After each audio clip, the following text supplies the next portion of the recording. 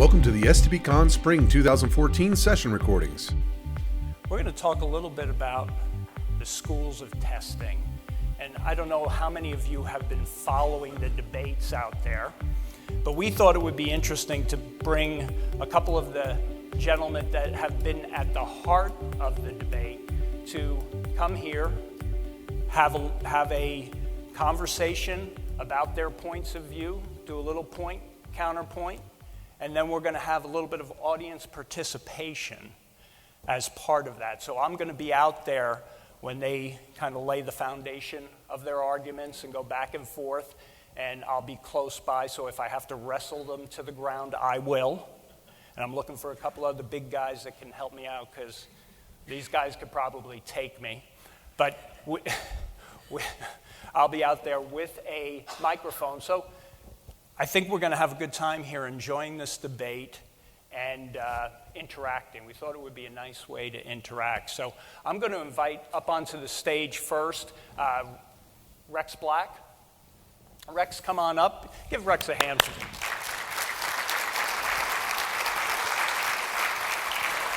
He's the president of RBCS. He's got a popular book, Managing the Testing Process, has sold over 100,000 copies. And he has 11 other books, and he's a great all-around guy. I sat through his risk-based testing last week and his Agile Tester. He's introducing the Agile Testing certification coming up, and he's a great guy, and he really a great trainer. I'd like to also welcome up to the stage Mr. Kem Kaner.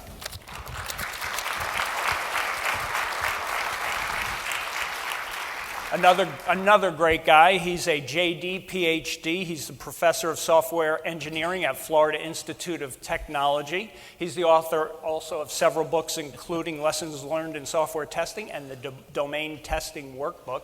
He's also a Software Test Luminary Award winner, and we appreciate that. And I am going to hand over the stage to them. They've agreed on the rules of engagement. They are a little bit close for my comfort. Anybody watch the arm wrestling? I think there may be a little bit of that going back and forth. But I think they've agreed that Rex is going to open it up, and then Kem's going to discuss, and then they're going to go back and forth, and then we'll engage you. Guys, take it away, Rex. Okay, great. Thanks. All right. So, anybody know who this fellow is? Anyone? Sun Tzu. Yeah, Sun Tzu. So Sun Tzu is the great Chinese military strategist. Wrote a somewhat famous book on military strategy, Art of War. And you might go, well, what does this guy have to do with software testing?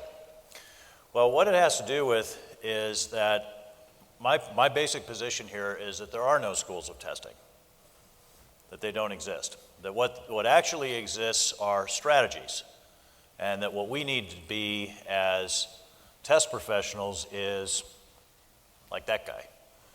You notice that he's saying up there, he's giving you advice on if you're in this situation with respect to your enemy, then do this. But if you're in this other situation with respect to your enemy, then do this. In other words, what you do depends on your situation. The strategy that you choose depends on your situation. So, what's wrong with this concept of schools? Well, I think if you look at the founding text here that Kem wrote with James Bach and Brett Petticord, there's some good stuff in it. There's the 7 principles of context-driven testing at the end, which, I think it's for the most part good stuff. I think a lot of it is common sense, but as Mark Twain said about common sense, the problem with common sense is it's not always so common. So it doesn't hurt to say things that need to be said, even if we should all know them. But, okay, so there's some general good ideas there. But what about the actual results of this? What has context testing? Am I de-mic'd? I'm mic'd again. It just mic'd again. I'm micing in and out here. Well, what has context-driven testing actually brought for us? Well, I would say for the most part, more heat than light. It has not been an illuminating concept as a whole. So I have a number of complaints here. In the papers that you'll find on the internet, probably the most notable one would be Brett Petticord's paper on the schools of testing. There are 3 other schools besides context-driven testing defined. And then later, there was an addition made to that to add another one for agile testing. You will, in my experience, not find anybody claiming membership in any of these other schools. So if this is such a useful way of organizing our thinking about how we do testing, how come nobody else is adopting it? The only people that talk about schools of testing are people who put themselves in the context-driven school. Now, interestingly enough, if you say context-driven, you notice that the first slide, Sun Tzu, pretty context-driven stuff there, right? If you're in this situation, do this. If you're in that situation, do that. So one would expect that that would be the kind of thing that you would hear from people who are luminaries in context-driven school. Now, leaving aside chem here, I think if you go out onto, say, Twitter and follow some of the folks who are self-proclaimed context-driven testers and look at some of what they say on Twitter about testing, that's going to be about the most prescriptive stuff that you find about testing on Twitter. Don't ever do this, this is horrible, this doesn't work. Categorical statements about what to do and what not to do, which isn't terribly context-driven. So there's kind of an irony there, is that people who make pronouncements on Twitter that are the least context-driven things you're ever going to find tend to be mostly people who proclaim themselves as context-driven. So perhaps they're not very clear on the concept there. Now, prescriptive pronouncements are fine, because prescriptive pronouncements can be the basis of a good debate, and I've been through a few good debates on Twitter. Unfortunately, a lot of times what happens if you've followed any of these debates on Twitter is that they aren't actually good debates. They devolve very quickly into shouting matches, and there's some amazingly rude stuff that gets thrown out there. Not particularly helpful. Okay, now maybe it's funny, it can be amusing, I suppose, if your sense of humor runs that kind of way, but are we really learning anything about how to do better testing and how to be better test professionals by trading character assassination and other kinds of insults on a public forum like Twitter? Or does it just make us look silly and unprofessional? Right? That would be my position on it. I'm all for a good debate. Happy to have one right here, right now. But I've got basic rules of it. You know, I've been around too long. I'm just too old to put up with a bunch of character assassination and rudeness. If I wanted that kind of thing, I could teleport myself back into high school, I suppose, and relive that all over again. But, you know, I also have 2 teenage daughters, so anytime I want that vicariously, I can always just, you know, walk into the bedroom and just fill up a big cup of snark and, you know, off I go. I don't need to go out on Twitter and get blasted with that stuff. And unfortunately, that's a lot of what it's about. And as I said, it's just more heat than light, right? It's not really illuminating things. I also think another problem I have with it is that there's a feeling of orthodoxy about it. And this is just what I get, again, from listening to this stuff bounced around on Twitter. Like, you know, the 7 principles that I mentioned there at the top, found at the end of lessons learned in software testing. It's funny, if you remember those 7 principles and you go into a presentation by somebody who's a self-proclaimed context-driven test person, it almost ought to be like a drinking game, you know, when they cite one of the principles. And they'll cite it literally. I've been in presentations like that, and it's almost like you should have to take a shot every time they, you know, say one of the principles verbatim, you know. So it's orthodoxy. And so that bothers me too, because we're not at a point where we can have orthodoxies. We're still at a point where we're trying to figure out what this profession's all about and what we should be doing, what is good professional testing, and we don't need orthodoxies for that. We need debate. So my suggestion here is that we just set aside the whole idea of schools and say, nope, there's just a lot of different strategies, and we should pick the appropriate strategy for the appropriate situation that we're in, and accept that different strategies work in different situations, and rather than demonize people whose preferred strategy is maybe different than our preferred strategy, that we engage again and move towards that type of engagement. Interestingly enough, if you look back at 2000 or so, when lessons learned in software testing was being written, that was about 2000, right? 2000, 2001. At that point in time, believe it or not, I actually was relatively close professionally to a number of people who are now context-driven testers, and still am close professionally to some of them, but others, through this schism that's been created, would probably not have anything civilized to say about me. And I think that's unfortunate. If we can get back to thinking about different strategies that we can choose and having a civilized debate that way, then I'm all for it. So that's my opening pitch. Kim? Cool. So I'm always incredibly nervous at the start of something like this. I have some notes, and I don't talk by sitting down. It's just not who I am. I arrived at university in 1970 during a period of huge social unrest. One of the pieces of unrest in terms of what I was studying involved Thomas Kuhn's book, published in 1962, about the structure of the scientific enterprise. He was writing mainly about the sciences, chemistry and physics. People talk today as if he was writing about the social sciences, but he was talking about the hard sciences and saying that everything about those fields was heavily influenced by the social dynamics of the field. The organizing principles of the field, the structures of how they thought about things were heavily influenced by the interactions of groups of folks doing science, and their interactions really defined the ways that the field progressed.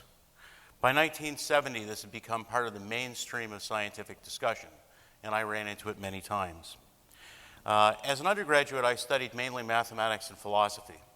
In philosophy, most of my courses were in Indian philosophy, where I learned that appearances are enormously deceiving, and what was left was primarily a study of Kant and Hegel, who talked very much about the progress and evolution of ideas in terms of a dynamic of opposition. You'd have folks who advocated for well-organized views. The views would largely grind against each other for a while until finally a third way would evolve. And again, this notion that intellectual progress comes through the interaction of the people in the enterprise. It's not a simple linear model, which had been the traditional way of talking about science. It's not an impersonal model, like the notions of strategy. Strategies are there, but they're performed and advocated by people. So, schools of thought, as I studied them back then, were the hosts for this dialectic. They were the places that people who disagreed basically formed their views and espoused them and worked on what was going to become the next thing. In 1974, I took a 2-semester course with Kurt Danziger on theories of human nature. Danziger eventually became famous for writing books on the social psychology of the history of science, reinterpreting much of how people did experimental psychology in terms of the social dynamics of the field, rather than in terms of methodologies that people now get taught were always accepted as the right way to do things. He walks through and traces how some of these things evolved, and you look and you go, wow, that was really a human creation, subject to an enormous amount of interpersonal debate. Reading, constructing the subject, preparing for this, I came to realize again how much my thinking owed to that 1974 course with Danziger. And the perspective that scientists engage in what they do through disagreements through marketing of their ideas, through propaganda, through interpersonal conflicts. They pay enormous amounts of attention to what work is fundable, what work is sellable. It's remarkable looking inside the human realities of the business, as it is, I think, in software testing. And then I went to graduate school. I went to a school that was famous for experimental psychology, McMaster University in Canada. We had several of the leading activists in several schools that were well known and intensely competing. It was a privilege. I could read about the conflicts between these guys in textbooks and then watch them face to face. Some of them in the school and others who would come and visit. One of the things that was very noticeable through the 7 years that I was at McMaster was the collegiality of these folks. There was an enormous amount of room to learn through disagreement, and there was a lot of civility in the disagreement that made it possible for us to learn. So, coming from that background, it was really no surprise that I came to Silicon Valley, finally in 1983, very well primed to notice the deep disagreements that existed then in the field. The idea that the schism is new is hilarious to me. To notice the interpersonal fault lines that existed and to kind of keep track of them as they evolved. And to notice segregations of groups of folks as they advocated for their points of view. Now, Rex is grumpy about how he's being treated by some colleagues that I think are a little too exuberant about some things. This is not a new phenomenon. There's a lot of writing when people talk about the social psychology of science about this dimension that runs from stagnation on the one side, where everybody pretends to agree and disagreement is suppressed, out through fragmentation on the other side, where nobody can talk to each other. And there's this sense that progress happens somewhere in the middle. This is from Krantz's book on the history of schools of psychology. It's a wonderful slide. He takes a 2-year debate. This is fast, but it was, relative to how these things go. But this was a famous clash between two schools. And you see in 1895 that these guys started out talking theory and data, and by the end of 1896, they were screaming about each other's mother. Seriously. It was, there was no longer space in that discussion for constructive engagement. And this is what we're talking about when we're talking about extreme fragmentation. There's certainly some of that going on, and I find it just as annoying as Rex does, because there's no progress that comes from this. And the whole point to me of having opposition, discussed opposition, is neither of us is right. There will always be a better next way. It would be nice to be able to take some steps toward finding it. So I think in terms of points of view, there are disagreements in the field when I read books published by folks who are training for ISTQB, for example, and when I read the IEEE standards. I see many kinds of disagreements between my views and the views of many people I think of as having similar views, and other folks. They're basic disagreements. We have disagreements about what's good practice. We have disagreements about what a credential means. We have fundamental disagreements about what the nature of effective instruction is. How do you teach this stuff? What are the best examples? These are deep disagreements. That doesn't mean you have to be nasty to each other about them. I've seen several other cases in other fields where people have disagreements every bit as deep and much more long-lasting, but they can talk about them. But we have them, and we've had them for a long time. The process for resolving disagreements that I ran into in 1984 was pretty simple. I could try to join an IEEE standards committee as I did in 1984 and was told to go away, kid, you bother me.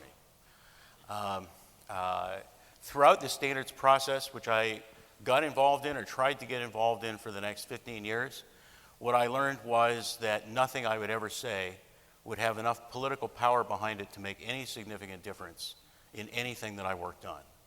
People were going to espouse what I think of as a traditional way of doing testing and tell me that I'm an isolated person who has a strange point of view. Now, that strange point of view these days is called agile. And as that group, which I think of as a school, has evolved, cohered, protested, read the stuff in 1999, 2000, 2001, they had an influence together that none of us could have alone. So as you have folks who, Capers-Jones several times talks about how no one will adopt metrics. Very few companies have organized metrics programs. And then he talks about people engaging in malpractice for not doing measurement or for not doing measurement the way that he approves. I look at it a different way. From my consulting experience, I met executive after executive who had engaged in these measurement programs, found out how much measurement dysfunction had been caused, and said, we're never going to do something like that again. We're going to have a better rationale for imposing that cost on the organization. One way to deal with that is to listen to the failures and try to adapt. Another way is to try to create standards that legislate, to become an expert witness who says if they don't do this, then they're negligent, to force on a field the things that it won't naturally do. Many of the standards that I see take things that are not widely done and say these are the best practices that must be done. Generally, they're not done for good reason. And imposing is the last resort of people who don't have anything better to offer. You can say that anyone who opposes those is schismatic. But again, this has been a set of opposition since the early 1970s. It just keeps playing out. So the standards process, for example, is very heavily politicized. As somebody interested in the social psychology of science is like, sure, and it is in physics too, you know. Welcome to progress in intellectual fields. But because it's heavily politicized, you're dealing with people, or the underlying causes of this, you're dealing with people who have things to gain from standards. Large contracting organizations have interest in having standards that forward their way of doing business. And individuals and small groups who operate in different ways aren't necessarily well enough funded to get into the same process and have the same kind of voice. You end up with a standards writing process that perpetuates, I think, the interests of a few groups. Now, you might disagree with my political analysis. The notion that there is a political analysis to go through for these kinds of things, anytime you have power and control in a field, you have a political analysis to do. What conclusions you draw are different, but you have a political analysis to do. So we have an interesting piece through the 1990s, certainly. You have this continuum between unification and fragmentation. In the standards world, you had unification. People publicly, you go to the STAR conference, people are saying the same thing, not necessarily meaning the same thing, but mouthing the same words. In practice, watching what was going on in California, the practices and the attitudes were widely diverse. And the question that I had was, how do I find a voice to talk about the many different approaches that I'm actually seeing as I'm going from company to company and conference to conference? How do I get folks to recognize that when they're speaking, they're often talking past each other. They're not hearing what they're talking about. How do I give them a framework so that they can, to some better degree, interpret what they're hearing instead of just having it go by and they learn nothing from it? I came up with a variety of ideas for how to characterize differences. Initially, I started talking about paradigms. Kuhn, in the Structure of Scientific Revolutions, used paradigms in what's been counted as 35 different ways. And so everything that I said turned into something that was fundamentally ambiguous. I eventually gave up on that term. Kuhn wrote later that he thought he should give up on that term too. But ultimately, during the lessons learned process, we decided that we would characterize what we saw in terms of the concept of schools of thought. You can use different words: communities of practice, scientific social networks. There's lots of terminology that's used. This is pretty widely studied across many fields. And it's commonplace in certainly all social sciences. And I think of software testing as a social science. But in all social sciences, it's commonplace to have groups of a few hundred to a few thousand folks who espouse a very different viewpoint, analyze things in very different ways from other folks. In strategic management, at the moment, there are 12 identified schools and tremendous amounts of debate among those. Are they going to stabilize at 12? I doubt it. There are fundamental issues they haven't figured out yet, and people are trying to figure out how to make progress on that. So, I'm going to stop. There's other stuff that I can say later. Go for it. Okay. Thanks, Ken. Interesting stuff there. So listening to you, I made a few notes. You mentioned that I was grumpy about the way that I was being addressed. No, I'm actually over that. I was irritated at the point where people were making sport of trying to see who could strip the most meat off of my back on Twitter. Then I discovered this wonderful feature called blocking. And now I'm just not, I just don't, I don't have a problem anymore. But my concern with it is that kind of rhetoric, that kind of rhetorical terrorism, if you will, it shuts down the debate, right? Because I think most people will eventually get to where I am with it, which is I'm not having anything to do with this crap. I've got better things to do with my life and my emotional energy than have shouting matches on Twitter, right? So some other things that I wanted to point out too. I noticed in going through your notes that you had citations for Spillner and Hambling's books on the ISTQB.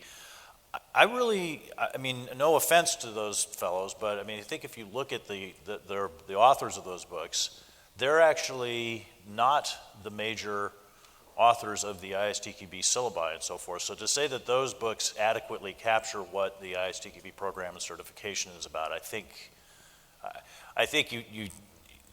they're not as authoritative as it might appear. And I think if you read some of the other books, you'd find that there's actually is disagreement within the ISTQB community. For example, you mentioned standards.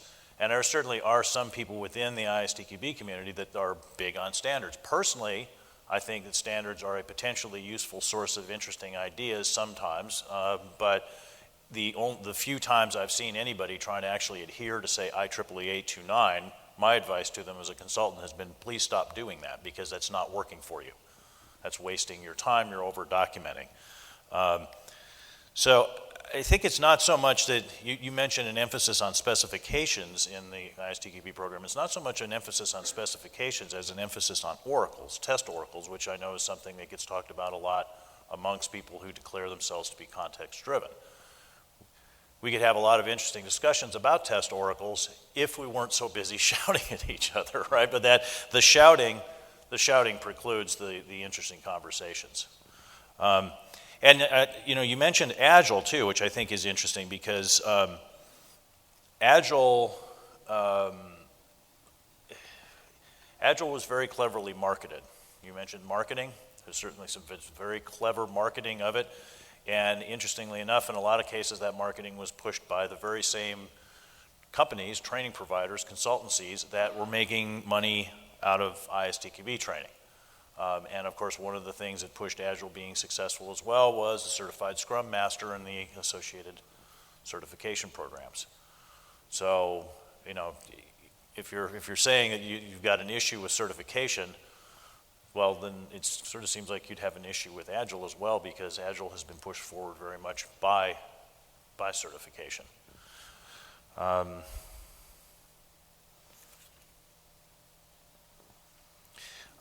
Then the last point, not the world's most organized notes here.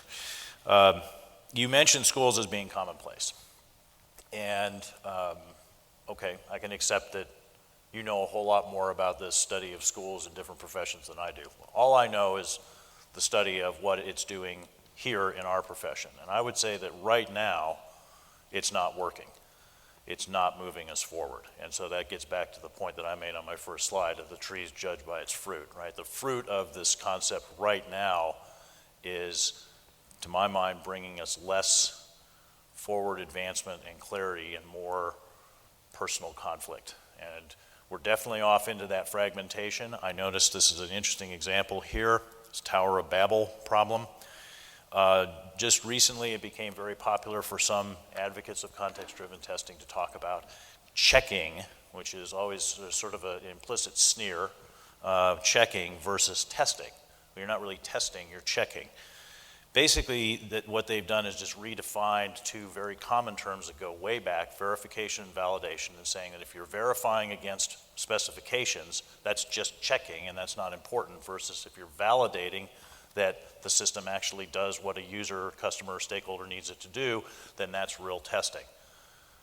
To me, there's a place for both of those things. And to come up with a snarky term to direct at somebody who dares to actually, oh my God, test against requirements, what heresy, right? That's not helpful. I mean, I think we need to recognize that there are times when you do have written requirements or user stories or whatever we want to call them, and we should be testing against those. So that's just an example of what I mean in terms of it's not moving us forward. In some cases, it's moving us backward, or it's just moving us around in a circle, which, is okay if you like merry-go-rounds.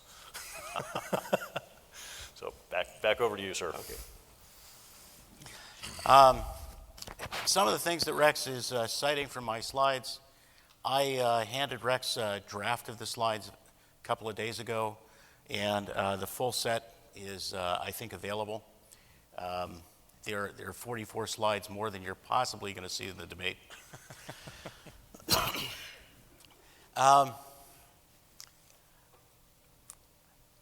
It's interesting with Agile, watching what some of us would characterize as the progression of the Borg.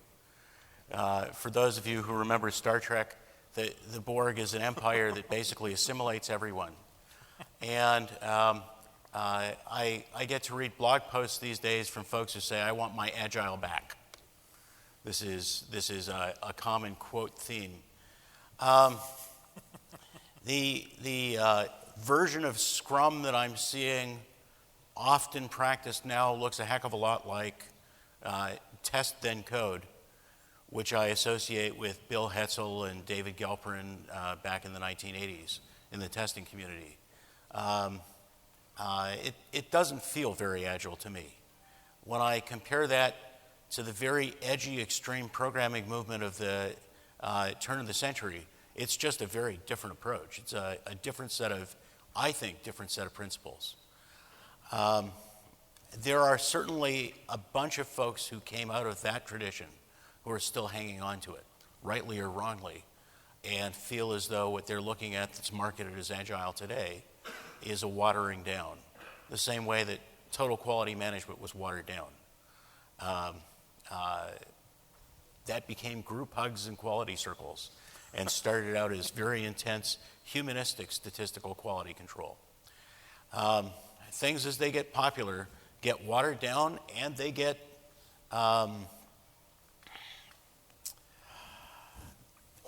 clever marketing people find ways to drive divisions to sell their approach. And that's part of the challenge of fragmentation. Look at me, I'm special.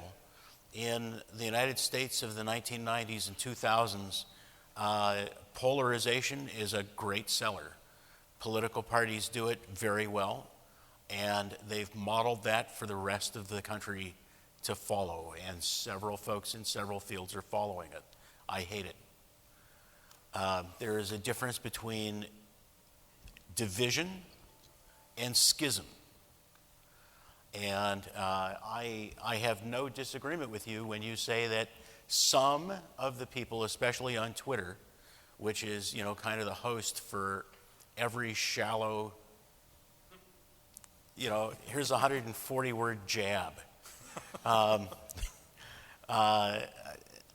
Even people who are thoughtful off of Twitter seem to think they have permission to be jerks on Twitter. And there's a lot of it, and it's unpleasant. It's not helpful. It isn't moving anybody forward except, I think, for some pocketbooks. But look past those folks. And I think what you're finding is that many people are thinking critically. Critically doesn't necessarily mean destructively. Critically means, what am I looking at? What's the basis for this? What's the reasoning here? Who thinks this is a good idea and why? Who thinks this is a bad idea and why? What other ideas are out there? Who advocates for those ideas? Why do they think theirs are better? In the 80s and 90s, people told me that kind of analysis basically didn't exist.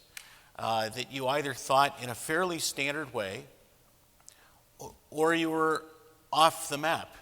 The resistance that came when I tried to publish the first edition of Testing Computer Software, all the way through the publication of the book and finally getting my rights back from McGraw-Hill, the resistance through every piece of that process as I used taboo words like exploratory testing was remarkable.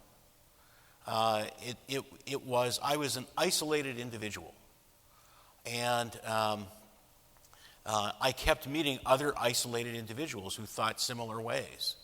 It was astonishing that folks weren't, until they started to, gathering together and saying, look, this is what we collectively seem to believe. There is that horrible curve as you go to an extreme and you have to hit it and go, well, you know, you hit bottom, you bounce back. There is that horrible curve, and some folks are hitting it.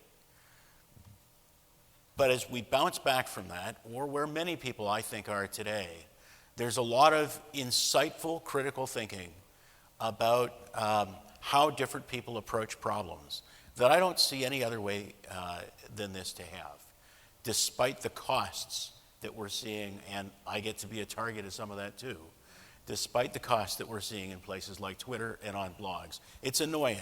It's a price. But the notion of creating a forum for a free flow of critical discussion, I don't see a good alternative. I would tend to agree that there are some people out there that are doing exactly what you mentioned. So Ben Simo comes to mind, of a guy who is able to put forward interesting ideas, debate them, and at the same time be very respectful, and he obviously is doing exactly that. But I would say, though, that there is, I think if you look at it, a lot of prescriptive pronouncements which are the opposite of critical thinking, to say under all circumstances you should do this, and it happens under the color of people who are self-proclaimed context-driven testers. And it's said, and then nobody from this same self-proclaimed school goes back and corrects it. Right? So that's a frustration that I have. It seems to me that part of critical thinking is if there are people that are in agreement about something, that they will tend to sort of police each other. I know we certainly do that within the ISTQB school, if you want to call it that we have very vigorous debates and arguments about things. And I mean, if you were in some of those working group meetings you'd be like, wow, it's a pretty healthy debate there. And there are such disagreements. I don't see any evidence of that happening within the context-driven community of people having debates back and forth, criticizing each other's ideas. There certainly have been such debates. Some of them have been extremely acrimonious. And just as the debates that are internal to ISTQB don't get very visible outside, some of the debates that you haven't seen existed anyway. In terms of public correcting, I think there have been a lot of public corrections. But the challenge with Twitter is, and generally the challenge with marketing, if somebody has a business model of being polarizing, then coming back to that person and saying, excuse me, you're being needlessly polarizing, sounds great, but do you have to say it 4,000 times every time they're needlessly polarizing? At a certain point you say, okay, they've got the message. They don't like me anymore. They're not going to change how they speak. I think I'll ignore them. And I think that several of us are looking at the extreme of a fragmented discussion and saying, that's farther than I'm interested in going. I've told people that. Now I need to get back to work. Because ultimately, the going around in circles, let's all talk only about the basics of the field and not about the development of new techniques or new skills or the deepening of skills. Every time we talk about the latest bad definition, we distract ourselves from moving forward. And at some point, you have to do the real work of the field. The other stuff is entertainment and marketing. So I think that there are many of us who said, I need to get back to work. This stuff is a distraction. It doesn't mean that we can avoid doing what I think of as very critical thinking about the social dynamics, but we don't have to do it in obnoxious ways. I'd buy that.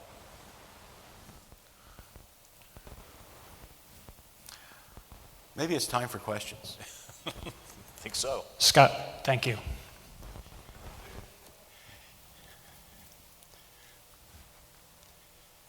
John. So it almost sounds like you two guys at the end of the, I'll call it discussion / debate, came back to almost some level of agreement. My thought and question here is whether or not we call them schools and those kinds of things is kind of almost irrelevant to me, whether it's a strategy or a genre. I see those kinds of distinctions coming out of most fields, both of science and music and art and literature, whether or not the participants are aware that they're in a particular genre of music sometimes isn't that important. It's what the outside world sees as country music or rock and roll. Then there's a few people that cross back and forth between genres or schools and try and influence all of them.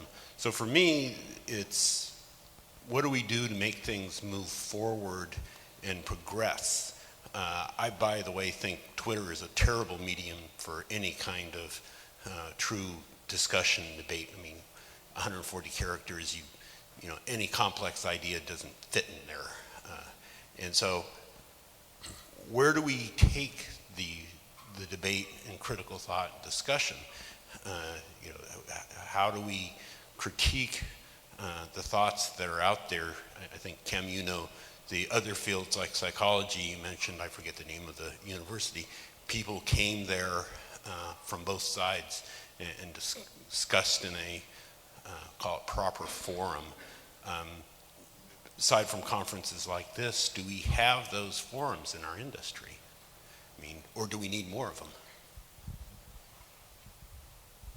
Whichever one wants to start first. You want to go? Sure. I guess to respond to your opening statement, I think there are things that Kim and I agree on. I remain convinced until results prove otherwise that on the whole, this concept of schools of testing, whether that was something that actually existed or not, but the concept and the way that the concept has played out in practice in our profession has been a net negative. I don't blame Kim for that. I'm not saying shame on you for introducing the concept, because obviously you threw it out there and you couldn't have predicted, okay, this is exactly what's going to, well, I assume you can't, but if you could predict those kind of things, you'd probably be doing stock trading, I would guess, and a whole lot richer than any of us in this room. If you can predict how a random idea thrown out into the public is going to turn out, that's quite a prediction. But I remain convinced that on the whole, it's been a negative influence so far, and that we would be far better off if we spent our time trying to think collectively about what are the different strategies that are out there, which ones work, under what circumstances, what are the enablers, what are the risks, what are the disablers associated with the different strategies, and that kind of changing the discussion to that sort of discussion, I think, would have a way of depersonalizing it, as I think you mentioned, the strategies are a depersonalized thing. So I still would prefer that we talk about strategies and move away from schools. Kem, did you want to add? Sure. You made a point about how there are people in the middle between schools, and that's a point that I want to follow up on as an empirical thing. One of the ways that people in, especially the library sciences, study the formation and continuation of schools is through something called co-citation analysis. They look at who somebody reads and whose work they talk about.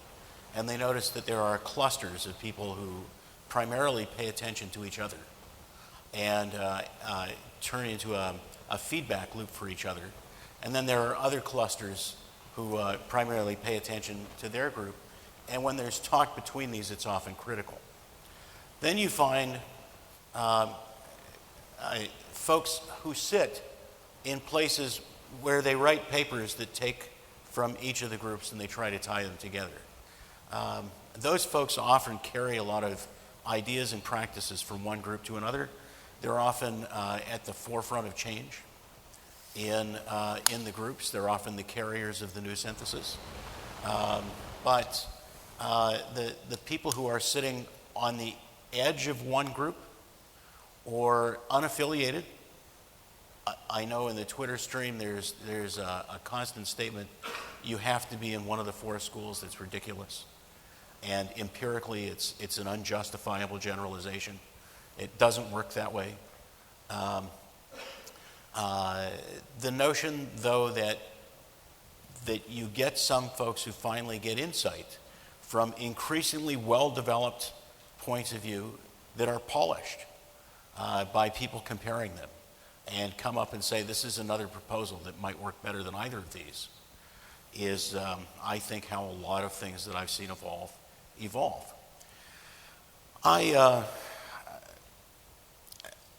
I think the university environment fosters a lot of the kind of debate and discussion that you're wishing could happen. And one of the reasons why I left industrial practice to go back to university is that it's a better home for that kind of thing. I have collegial, sometimes quite firm, discussions with people who I very, very firmly disagree with on a daily basis. And sometimes those turn into pretty deep theoretical debates. And when I'm not doing it, our students are doing it. But we can do that, publish together, work together, go to parties together, and learn from each other together. There is some amount of that I'm able to get in professional practice as well.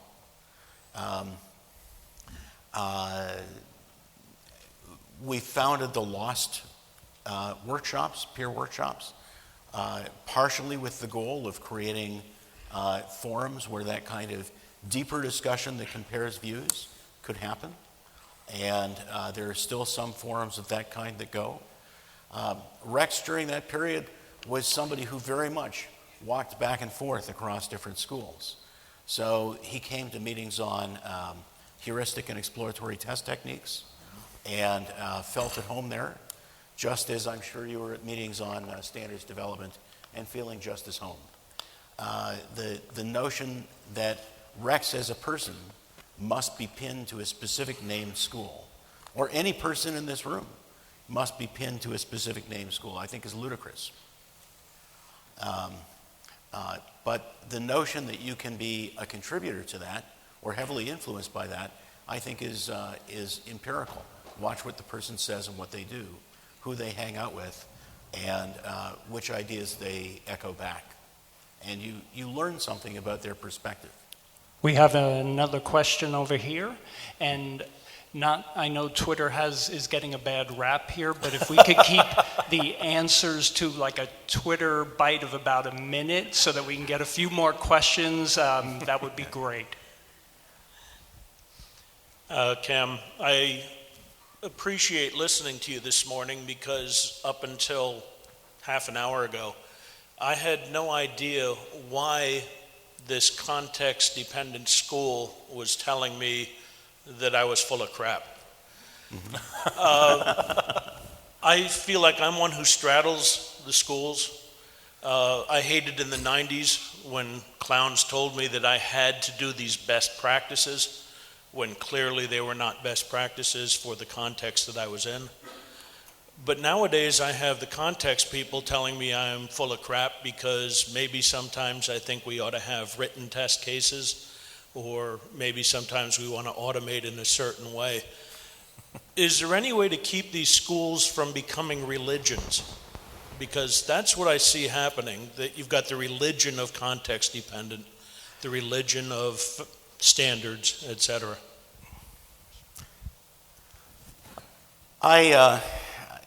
Rex commented that I couldn't have known when I was suggesting that we name a school that we'd have the fragmenting impact that we had. That fragmentation is a normal situation. Go back a few hundred years, you'll see the same dynamic. Go to any other field today, and you'll see some point in their history where they had the same dynamic. It's a pendulum, and it swings. It has swung to an annoying place. We don't all have to play on that swing.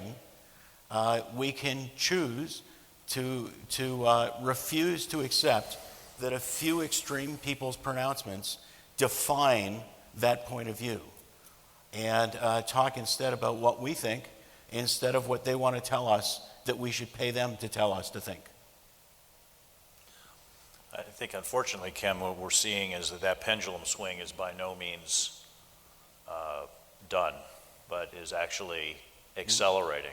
It is. So an example of that was that the ASTQB wanted to participate as a sponsor, give money to the Association for Software Testing at their conference, and have done that in the past, but current leadership of the AST, so allegedly the vanguard of the context-driven school, got together and said, nope, you can't be here. Is that again, or this was a couple years ago? No, this is this year that this happened. Well. There was an issue a few years ago where my own company got told that we couldn't sponsor because we had annoyed James Bach by breathing. I wasn't even breathing there. I wasn't even actually physically there. I just annoyed him by giving money to the AST. So I think we see this continue to accelerate, and there's no end in sight to what Jamie's talking about at this point to me. I think from a historical point of view, it's very interesting about the schools, but what I'm interested really in is your point of view, each individually, about the future of testing. Testing can be very frustrating and something wonderful for us practitioners, but how do we make it such that we are more successful more of the time and make it easier so we all can go home and sleep on the weekends at our houses and take vacations and so forth. So what are your thoughts on the future of testing? I think we're dealing with a few different classes of problems. One of the class of problems is that especially in Europe and Asia, there are stunningly many people who were told that to get a job in the field, they had to get certified. They took courses that they didn't respect. They parroted things back on the exams that they didn't believe. They resented it. And they're now getting folks who say, you were ripped off. You should be angry. And that is part of the marketing that's being done in the name of context-driven testing. And that wave of anger, not everybody who takes those certifications feels that way. But if you're forced to do anything, you're probably more ready to be irritated about it than not. And there are a lot of people who are irritated. And those folks are going to be suckers for the extremist point of view. They're emotionally ready for it. And that's going to be part of the future of this field. And I'm sorry, but ISTQB is part of that problem. Well, I think if you look at surveys that the ISTQB and the ASTQB have done, the overwhelming majority of people that have gone through the program or used the program in their companies are very satisfied with it. I'm certainly not going to say that it's perfect, that we have everything figured out, but we are very much trying to stay in tune with the audience and with our stakeholders. If there are companies out there that are misusing the certification in some way, we can't stop that, right? I mean, it's the same as I can't hold you responsible for some lame brain on Twitter making an obnoxious ass out of himself because you wrote 7 principles of context-driven testing at the end of a book, right? We, as the ISTQB and the ASTQB, can't take responsibility for what everybody does with the syllabus, but we do try to course correct. Now, in terms of where the future's going, I don't think the ISTQB is trying to be the future, define the future. We're trying to support it. I mean, where I see things going is towards an actual form of engineering, a larger form of software engineering and testing existing within that. I look at other fields of engineering and how they got to where they are and how far away we are from that, and I think we're in for a very interesting 100 years before we're at the point where people are routinely sleeping in their beds on weekends and not working long hours and so forth. So I think eventually we get there. Eventually it gets like civil engineering, where it's just not all that exciting typically to build a bridge, when the upside of that is you get to sleep at home in your bed at night. The downside of that is that there's the basic laws of physics and civil engineering are all figured out, and so you don't get to be one of the people who figured them out. And one of the exciting things about those of us in this room is that we get to be part of how the profession gets defined. We get to be part of how that's all figured out. And we can either have fun and get along while we're doing that, or we can, to quote the brilliant mind of Steve Martin, throw dog poop on each other's shoes. Here's another question. Hi there. First, I wanted to thank both of you for speaking on this topic. Although you guys are getting dangerously close into the certification versus not certification debate. So you might want to be careful of that, because that could probably take another couple of hours. What I wanted to ask, though, is, categorization is inherently divisive. And the schools of thought provided a way to categorize ideas, practices, principles, etc. And personally, I find that kind of dichotomy is useful, because those ideas, concepts, and principles typically have related benefits and pitfalls. So Rex, earlier you were speaking about you haven't seen much useful fruit come from the categorization of the schools of testing. I think that they do, and that they help categorize these ideas, these co-related benefits and pitfalls, and I think that is tremendously beneficial to the industry, because actually it enables you to do what your point was earlier, which is pick from the strategies that are best for the context in which you're operating, right? If you're from an academic environment or manufacturing or whatever, you're going to have different things that are important to you. So I find that that's at least a benefit of doing the categorization. Kind of want to get your thoughts on that, and as well as yours, Kim. Thanks. So I'm not by any means opposed to categorizing things. And I think categorizing the different testing strategies is very useful, because by categorizing you can start to say these are enablers, disablers, risks, and opportunities associated with each strategy. And that can lead us to make smarter choices about picking the right strategy in the right situation.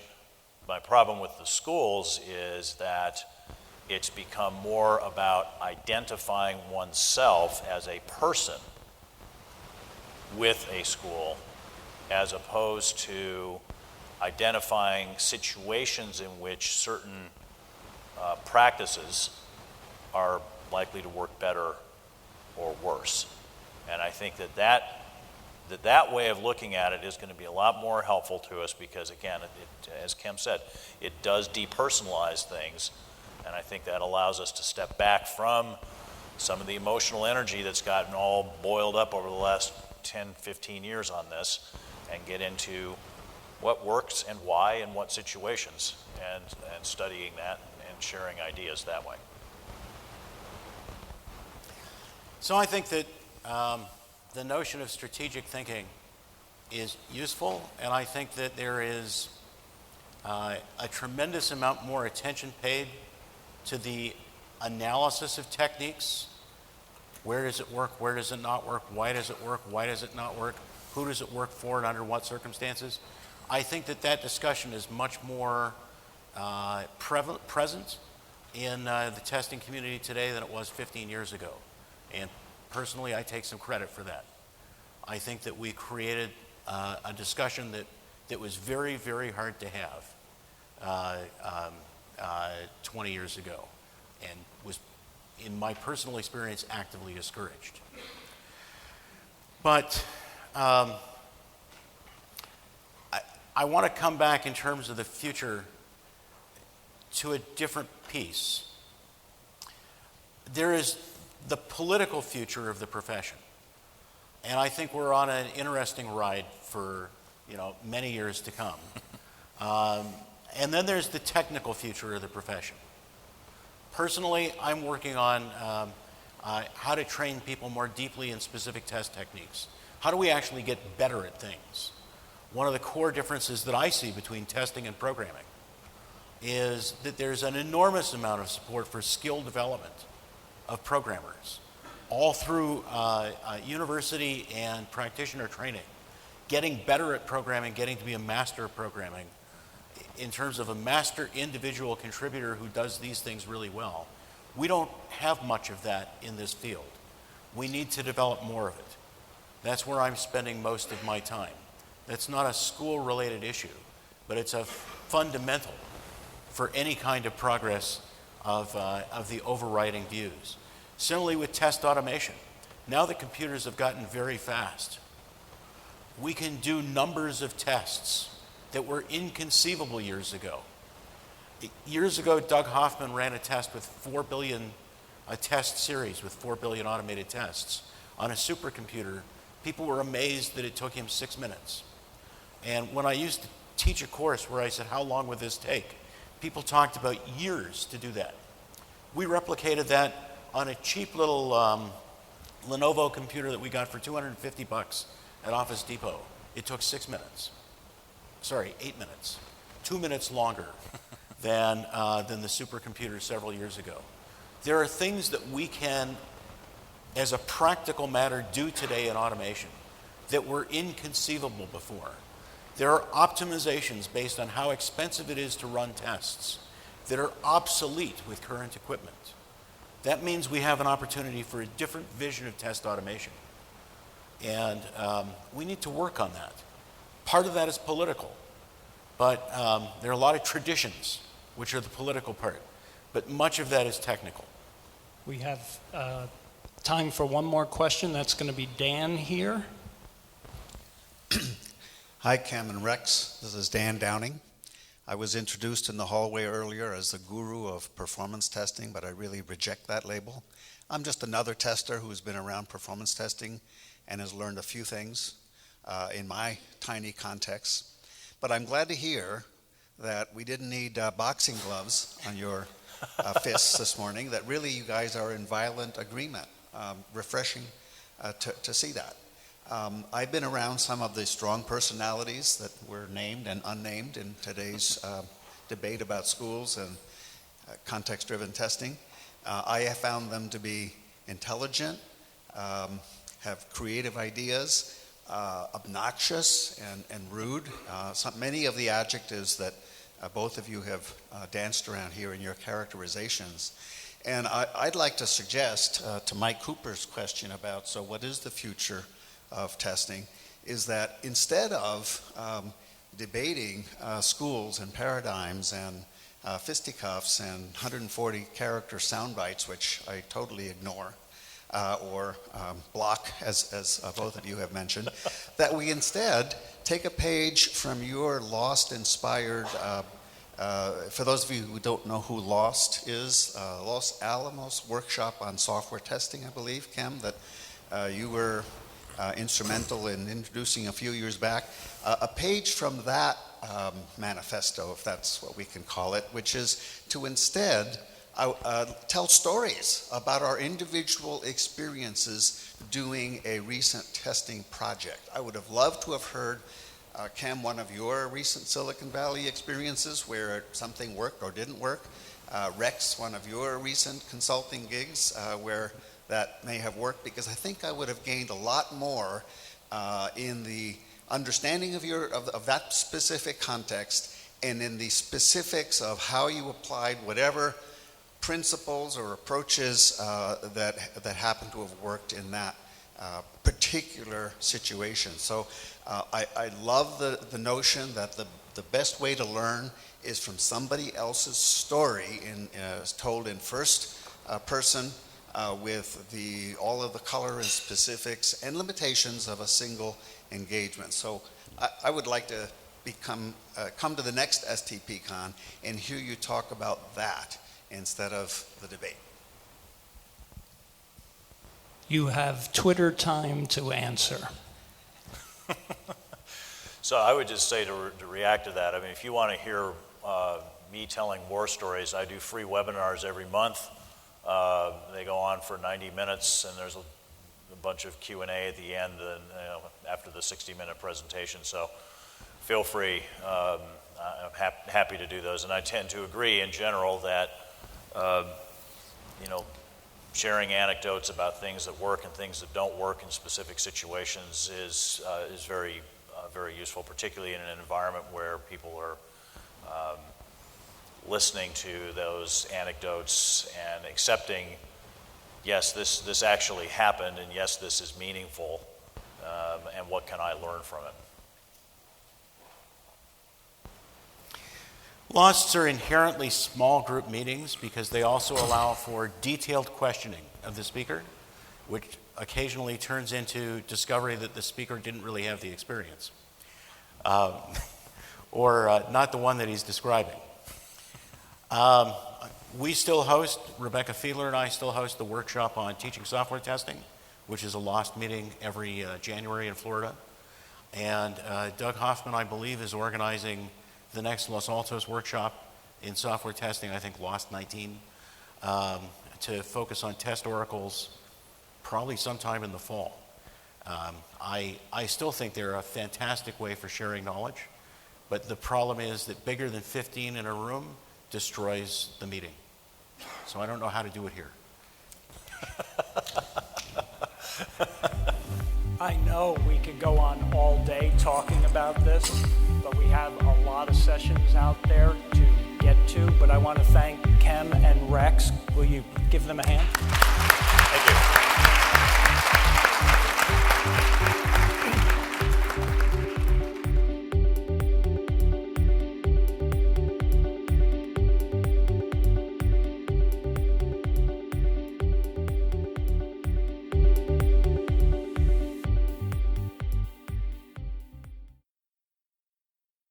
Thank you for listening to this STPCon Spring 2014 session recording. We hope you can join us for the next STPCon, this November 3rd through 6th in Denver, Colorado. Learn more at softwaretestpro.com/STPConF14.